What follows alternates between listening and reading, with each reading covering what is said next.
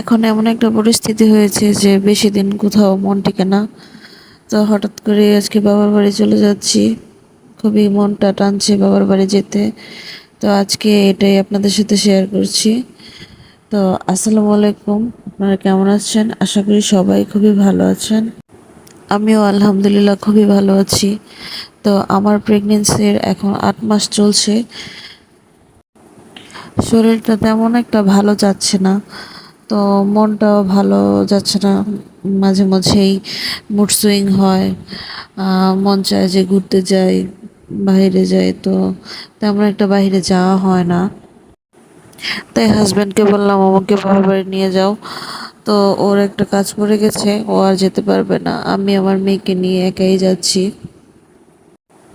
তো আমি এই যে ব্যাগপত্র গুছিয়ে বোরকা পরে একদম রেডি হয়ে গেছি।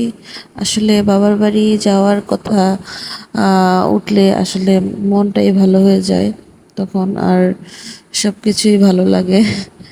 কখন যাব? তো আমার ননা সবার আমার জন্য পেয়ারা কেটে আনলো। রিক্সা আসতে দেরি হচ্ছে, তাই পেয়ারা খেয়ে নিচ্ছিলাম। পেয়ারাগুলো খুবই মজা ছিল। তো এই যে আমরা এই যে মা মেয়ে রিক্সায় চলে যাচ্ছি, রিক্সায় করে। খুবই ওয়েদারটা খুবই ভালো ছিল আজকে। এখন এমন একটা সময়, হঠাৎ বৃষ্টি হঠাৎ রোদ। তো আজকের ওয়েদারটা খুবই ভালো ছিল।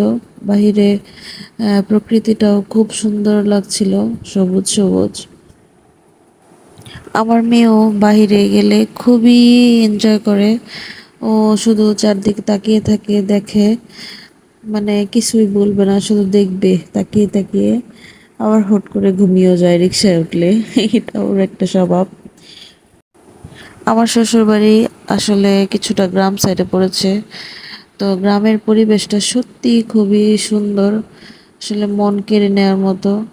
কিছু কিছু দৃশ্য আসলে আমরা যখন গল্পে পড়েছি, তো ওই রকমই। যেমন মুরব্বীরা বসে থাকে বিকেলে, আহ, বাচ্চারা খেলাধুলা করে মাঠে। তো এই দৃশ্যগুলো মন কেড়ে নেয় একদম।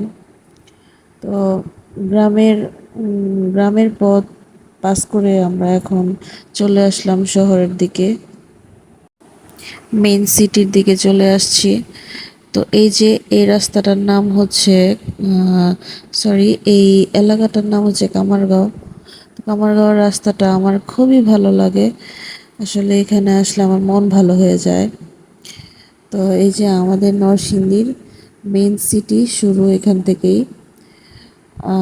খুবই সুন্দর, এক একটা চত্বর দেখার মতো সুন্দর। আমার আমার নিজের জেলার প্রতি এত ভালোবাসা, এত টান কাজ করে, যেটা আসলে অন্য কোনো জেলার প্রতি বা অন্য কোনো দেশের প্রতি কখনোই করবে না। এটা হয়তো কারোর ক্ষেত্রেই করবে না, তো আমিও তাদের ব্যতিক্রম না। আমার কাছে আমার শহরটাই খুব সুন্দর, আমার শহরটাই আমার কাছে খুবই দামি।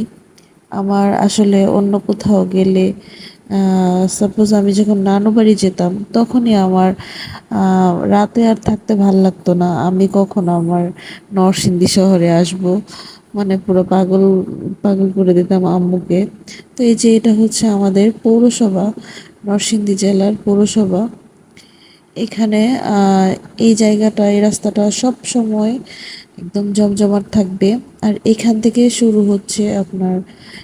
শুরু হচ্ছে যে টঙের যে দোকানগুলো, ফাস্ট ফুডের, এই যে কতগুলো দোকান আসলে গুণে শেষ করা যাচ্ছে না, এতগুলো দোকান এইদিকে। সবগুলো রানিং দোকান, সবগুলোতে অনেক সেল হয়, সব সময় ভিড় থাকে এই দোকানগুলোতে। তো খাবারগুলোও খুব মজা, আমি আগেও খেতাম, এখন খুব একটা আসা হয় না। তো এই যে নানু বাড়ি এসে পড়েছে আমার মেয়ে।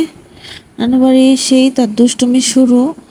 আগে আরো যখন ছোট ছিল তখন সে এত দুষ্টু ছিল না, আস্তে আস্তে বড় হচ্ছে আর তার দুষ্টুমির মাত্রা বেড়েই চলছে। তার বোনদেরকে পেয়ে সে খুবই খুশি, এত খুশি যে দেখেন কি করছে ওরা, একটার পর একটা দুষ্টুমি চলছেই তাদের। তো আসসালামু আলাইকুম, সবাই ভালো থাকবেন, আমার জন্য দোয়া করবেন।